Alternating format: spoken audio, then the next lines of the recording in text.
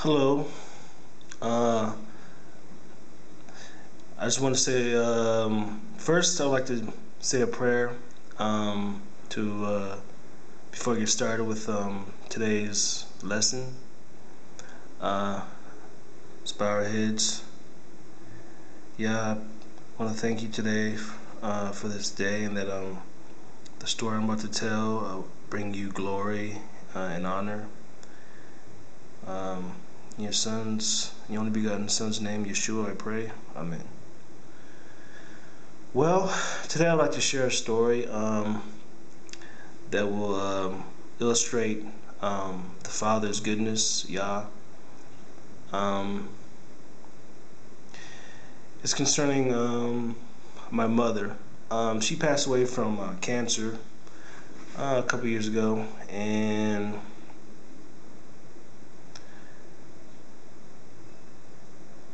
it was a very tough time, and she was in a lot of pain, but I remember the day that she died. I was in the house.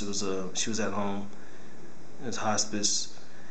So I was sleeping. I was kind of in between sleeping and being awake. But I just had this vision. I saw my mother. She was standing up in front of her sick bed, and by this time she had undergone chemotherapy, and her hair was all gone, and she was pretty much, her body was just deteriorated. Was in bad shape.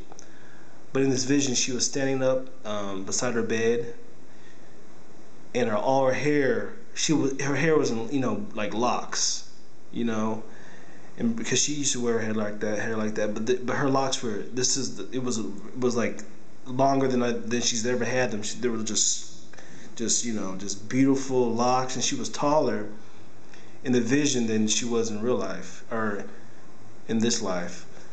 And she had this big smile on her face. Yeah,